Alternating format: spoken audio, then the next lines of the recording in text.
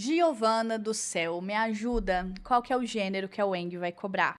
Chegou a hora de falar sobre os possíveis gêneros da UENG, então vamos lá. Se você ainda não me conhece, eu sou a professora Giovana Berbert, tem um curso específico para a UENG, na verdade é um acompanhamento que eu pego na sua mão e eu ensino tudinho que você precisa saber sobre a redação da UENG, tem correção, tem acompanhamento comigo, tem suporte no WhatsApp, tem aula ao vivo. E se você quiser comprar o plano Premium, você também tem monitorias individuais comigo para fazer a melhor redação da sua vida para a UENG. Vamos pro vídeo? O edital, ele não especifica pra gente qual vai ser o gênero pedido. Isso é uma coisa boa, isso é uma coisa ruim, depende como é que funciona. Bom, a UENG, ela traz pra gente no edital o termo gênero discursivo e argumentativo. Quando ela usa essa expressão, significa que há uma liberdade pra gente ver uma redação padrão de vestibular, aquela redação que a gente está acostumado a ver. A gente pode encontrar, por exemplo, qualquer gênero que tenha argumentação. Então, vários tipos de cartas têm argumentação. Vários tipos, por exemplo, de artigos têm a argumentação como base. A gente também pode ter, como a própria prova já cobrou, um texto para ser lido no Congresso, então uma proposta para ser lida no Congresso. É fato que muita gente fica assustada, né? Fica muito assustada com esse tipo de abordagem, com esse tipo de proposta. Mas a verdade é que a gente tem aqui uma liberdade para pelo menos ter uma estrutura básica. É o que muitas pessoas esquecem dessa estrutura básica, que é a introdução, desenvolvimento e conclusão. Então, o que eu posso te falar para você ficar muito tranquilo? Independentemente do gênero que for solicitado, se você conseguir abordar a estrutura introdução, desenvolvimento e conclusão, independentemente de você colocar título, vocativo, despedida, isso já garante para você pelo menos uns 70% da prova de redação, que é a estrutura do texto dissertativo argumentativo. Então, você já sabe que você não vai ficar fazendo narrações, você não vai apresentar injunções, você vai trabalhar uma argumentação, que é introdução, desenvolvimento e conclusão. Agora, tendo dito isso, a gente pode sim entender os gêneros específicos, porque você não quer só 70% da sua nota, você quer tirar 60%. Então, a gente vai entender o que você precisa fazer para tirar 60%. Porém, já acalma seu coração, porque o fato da gente não saber qual é o gênero que vai ser cobrado não significa que a gente vai ir mal na redação. Muito pelo contrário, significa que a gente vai ter a base, e em cima daquela base a gente vai saborizar do jeito que a prova pedir. Eu gosto de brincar com os meus alunos que é como se fosse uma receita de bolo, né? Então, você sabe a base de um bolo? Sei. Sabendo a base de um bolo, você consegue fazer um bolo de morango, de chocolate, massa branca. Você consegue fazer algumas variações, porque a receita básica você já sabe. Então, fica tranquilo que um bolo você vai saber fazer. E aqui a gente vai entender quais são as características específicas para saborizar esse bolo. Não tem como a gente continuar sem falar da base obrigatória, sem falar daquela essência da redação. Independentemente do gênero, você sempre vai ter que fazer uma dissertação argumentativa, ou seja, introdução, desenvolvimento e conclusão. Giovana, artigo de opinião tem? Tem. Introdução, desenvolvimento e conclusão. Carta tem? Introdução, desenvolvimento e conclusão. Todos os gêneros vão partir dessa base. A grande diferença para os outros gêneros vão ser, bom, eu tenho que botar título, eu boto vocativo, eu faço uma despedida, eu assino, e aí, gente, só um adendo, nunca assinar o seu próprio nome. Se pedir uma carta, geralmente a banca especifica como você tem que assinar. Se ela não especificar, você vai pensar assim, quem eu sou nessa carta? Você vai pensar na sua função, se é professor, se é aluno, você é um cidadão, então você vai assinar com a sua função. Você nunca vai colocar um nome. Ah, Giovana, eu não posso colocar um nome fictício, não? Então eu chamo Maria, mas vou assinar como João. Não, não faz isso. Por quê? Como que a banca vai saber qual é o seu nome real ou não? Então, se, por exemplo, ver ali João da Silva, ela talvez corre o risco de zerar porque ela acha que você realmente é o João da Silva. Então, não assine assim. Assine ou conforme o comando pedir, siga a instrução do comando, é o que eu tenho falado muito com vocês sempre, ou então pense em que pessoa você é escrevendo aquela carta, qual é a sua função, ok? Os últimos 2 anos, né, então 2024 e 2025, a UENG pediu uma redação padronizada, então uma dissertação argumentativa padrão, aquela redação vestibular mesmo. Agora ela pode mudar desse ano, né, a gente não sabe o que ela vai pedir, ela pode mudar e pedir um outro tipo de abordagem, beleza? Aí a gente vem para as outras diferenças. Vocês vão perceber que o artigo de opinião, por exemplo, ele é muito semelhante à dissertação, por quê? Porque porque eu tenho introdução, desenvolvimento, conclusão. Mas agora que vem as diferenças, e eu vou pontuar para vocês as principais diferenças. A primeira, o artigo de opinião, diferentemente da redação do vestibular, gosta muito de marcas de autoria. O artigo de opinião, gente, é um texto de pessoa para pessoa. Então, o artigo de opinião, ele aceita o uso do eu, ele aceita o uso do nós, que é muito importante, porque o artigo de opinião é uma conversa. O artigo de opinião, hoje, a gente quase não lê artigos de opiniões crus. A gente vê, na verdade, postagem nas redes sociais. Quando você lê, por exemplo, uma postagem, uma foto de alguém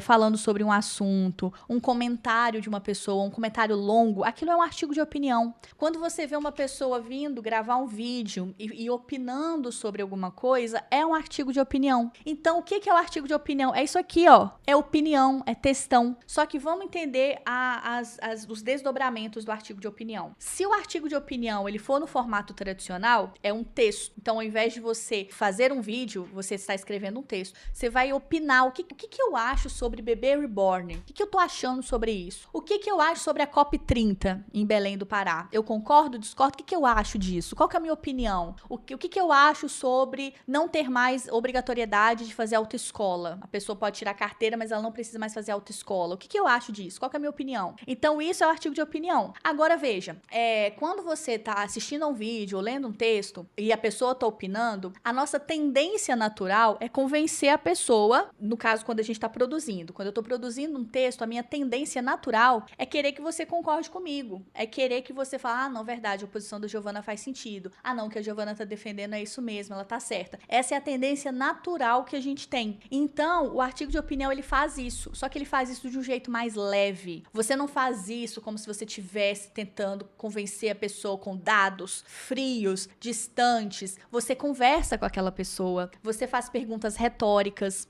Então, o artigo de opinião pode ser assim: você já parou para pensar quanto dinheiro foi investido na COP30?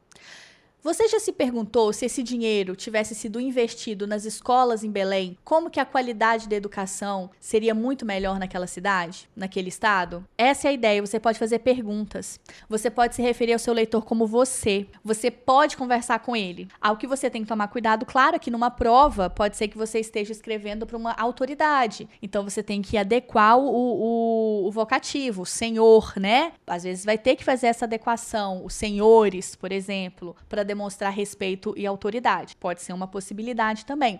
A ideia é que você tem que ser persuasivo, porque o seu objetivo principal é convencer o seu leitor.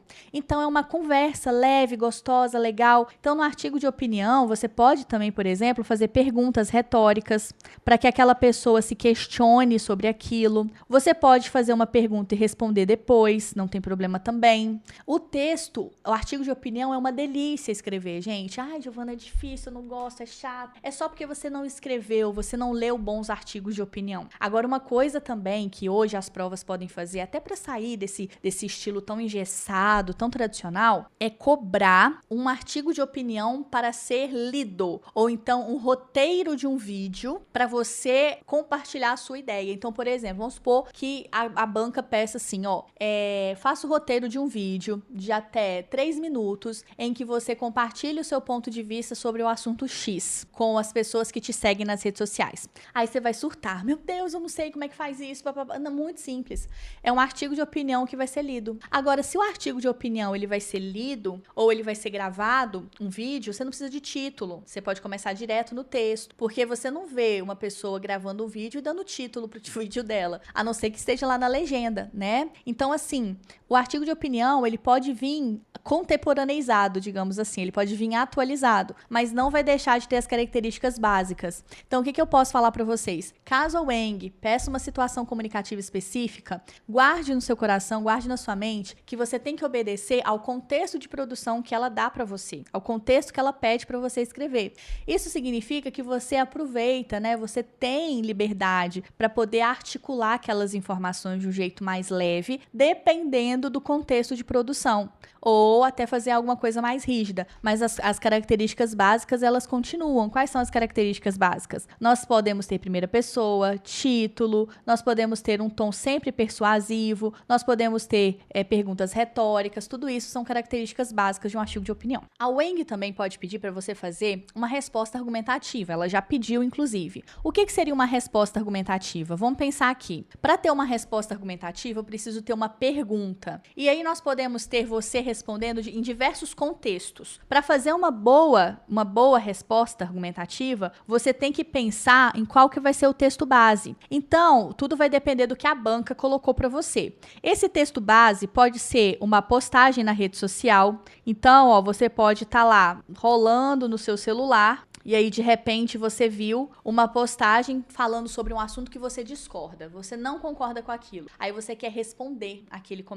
aquela postagem. Pode ser uma postagem da prefeitura. Pode ser uma postagem de qualquer pessoa ou instituição nas redes sociais que você quer responder. Pode também ser uma pergunta de uma prova. Pode ser também uma pergunta de uma revista, de um site. Alguém que soltou uma pergunta e você quer responder. Você quer se manifestar. Você quer compartilhar a sua opinião. É só você pensar que você está respondendo alguém na rede social. É tipo isso, a resposta argumentativa. Só que aí sempre vai depender muito do contexto de produção. Lembrando, gente, que mesmo sendo no contexto virtual, você, em uma prova, qualquer prova, você nunca deve usar gírias, abreviações e marcas de oralidade. Jamais. Então, se você está fazendo um texto para uma prova, para um concurso, você nunca deve usar esse tipo de mecanismo, tá? Nada de usar gíria, nada de usar esses termos, porque é uma prova, tá? Então, aqui você vai direto ao ponto. Giovana, mas no caso da resposta argumentativa, tem que ter introdução, desenvolvimento e conclusão? Sim. A diferença é que pode ser menor. Então, a sua introdução, ela não precisa de ter 6 linhas. Sua introdução pode ter 2 linhas. Você pode ir mais direto ao ponto na hora de fazer a resposta argumentativa. Mas a base da introdução, que é contextualizar o problema, então, por exemplo, vamos supor que a prefeitura posta ali uma coisa que você não concorda. Você pode responder assim, contextualizando o seu leitor. Muito me impressiona a prefeitura fazer esse tipo de postagem, sendo que nossas ruas estão esburacadas, nossos alunos na escola não têm sequer papel higiênico nos banheiros. Então, você pode desenvolver uma certa contextualização, que é a base da introdução, mas sem usar aquela introdução tão padronizada assim, como a gente está acostumado nas provas. Mas, basicamente, a ideia é você introduzir o assunto, contextualizar o assunto. Segundo tipo de gênero pode ser uma proposta formal ou um manifesto. A ideia dos dois é basicamente a mesma. É um texto em que você vai fazer uma proposta de intervenção. Giovana, então quer dizer que o texto ele é todo uma proposta de intervenção? Sim e não. Por que sim e não? Porque dependendo do tamanho da sua redação, olha, você tem pouco espaço, aí sim, você vai ter que ir direto para a proposta de intervenção. Teve um ano que isso aconteceu na Wang e ela deu 12 linhas para o aluno. Nesse caso, não tinha muito o que fazer, tinha que ir direto à proposta de intervenção. Agora, hoje a gente já sabe que a redação da Wang, no edital que acabou de sair, vai ser 15 a 30 linhas. Então, aqui a gente sabe que dá para fazer uma introdução. Então, mesmo que seja um manifesto, mesmo que seja uma proposta formal dentro de um problema, a ideia é que você vai escrever um texto falando de um problema e já indicando a solução para aquele problema. Então, como que seria isso? Vamos supor que você tem que fazer um manifesto contra a linguagem neutra. Sei lá, você quer fazer um manifesto contra a linguagem neutra. Você vai seguir a lógica de qualquer texto dissertativo argumentativo. Na introdução, você vai apresentar o problema em si, você vai contextualizar. Você pode, por exemplo, começar explicando o que é a linguagem neutra para as pessoas que não entendem o que é a linguagem neutra. E aí, logo em seguida, você vai apresentar o problema. Por que você é contra a linguagem neutra? Na sua visão, qual que é o principal problema da linguagem neutra? E aí você vai desenvolver o seu ponto de vista, sempre trazendo para o texto uma solução. Então, você não vai ficar falando só da linguagem neutra, você vai tentar propor uma solução. Ô, Giovana, eu não gostei desse exemplo porque eu sou a favor da linguagem neutra. A lógica é a mesma. Você vai contextualizar, você pode explicar o que é linguagem neutra, você pode mostrar um contexto em que a linguagem neutra é utilizada, você vai defender, você vai falar que você é a favor da linguagem neutra. No decorrer do texto, você vai mostrar por que você é a favor, mas sempre mostrando como trazer aquilo para a sociedade. Então, é como se fosse um problema-solução, problema-solução, problema-solução. Ou então, benefício e solução, benefício e solução. Então, é sempre trazer a solução o tempo todo. Você vai ficar com a impressão de que você você tá sendo panfletário. O que é isso? Toda hora eu tô defendendo a mesma coisa, parece que eu tô sendo palestrinha. É exatamente isso que é o manifesto, é exatamente isso que é uma proposta formal. É um texto que você tá o tempo todo defendendo o que você quer, falando que tem que ser assim, falando que essa é a melhor forma. Agora que eu tô vendo que tem o meu torto ali na tela. É que você tem que defender, que tem que ser assim, que você tem que fazer dessa forma, que essa é a melhor forma de fazer, que a sociedade tem que viver isso. Então, no caso da proposta formal e do manifesto, a gente usa muito, muito, muito o imperativo. Ou seja, a gente está toda hora usando deve, devemos, precisamos. A gente está toda hora usando essa voz de ordem no nosso texto, tá? Então, isso é normal. Exige, sim, uma linguagem formal, um uso de vocativo, mas, o seu foco sempre tem que estar na solução. Sempre tem que estar na solução. E você pode usar o nós, o eu, tudo sem problema algum. Agora, nós temos também os gêneros epistolares. O que são os gêneros epistolares? São os gêneros em formato de cartas. Epístolas é um sinônimo para cartas, tá? Então, epistolar é um sinônimo de carta. O que a gente tem nos gêneros epistolares, então? Nós sempre vamos ter uma pessoa que manda a informação, é o que a gente chama de remetente, que é você. Você sempre vai ser o remetente. Nós vamos ter um destinatário, que é para quem você escreve. E nós sempre vamos ter um objetivo. No caso dos gêneros epistolares argumentativos, você sempre vai tentar convencer alguém de alguma coisa. Então, o caso da carta aberta, você quer convencer o público de alguma coisa ou denunciar um problema para o público. E no caso da carta argumentativa, você quer pedir uma coisa a alguém. Então, veja, vamos lá para a carta aberta. A estrutura é local e data. Então, você vai usar, por exemplo, no dia da prova, onde você está fazendo. Você está fazendo lá em Passos? Aí você vai colocar Passos, 18 de janeiro de 2026. Alguns alunos ficam preocupados, né? Ah, Giovana, eu coloco mais para a direita, mais para a esquerda. É melhor você colocar mais para a direita. Então, Passos. Aqui você vai colocar o vocativo caro, fulano de tal. E aí você vai começar a escrever o seu texto. Dando o espaçamento, tá, gente? É importante dar o espaçamento. Você vai escrever aquele texto para aquela pessoa, e o que você precisa ter em mente? Que você precisa respeitar a pessoa. Então, às vezes é melhor usar senhor, se for uma autoridade. Você pode falar assim, caros pais, ou então se referir a eles assim, os senhores, vírgula, como responsáveis pelos seus filhos, vírgula. Então, você pode toda vez lembrar o seu leitor da função dele.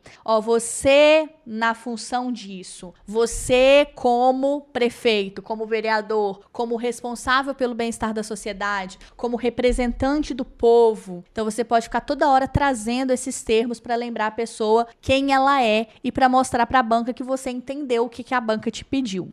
Você vai usar, então, o vocativo, como eu disse, e no corpo do texto, você vai argumentar convencendo o público ou denunciando um problema. Agora, veja, muito importante, não faça aquela redação fria e distante. Se pedir um gênero para você, meu filho, sim, se vista do personagem, mergulhe na função que você tem que fazer e convença mesmo. Mostre que você tem um ponto de vista, mostre que você defende aquilo. Isso é muito, muito, muito importante. Carta argumentativa é a mesma ideia. Agora, geralmente a carta argumentativa ela é enviada para uma autoridade específica, então um prefeito, um reitor, um ministro, para pedir uma ação concreta baseada em um argumento.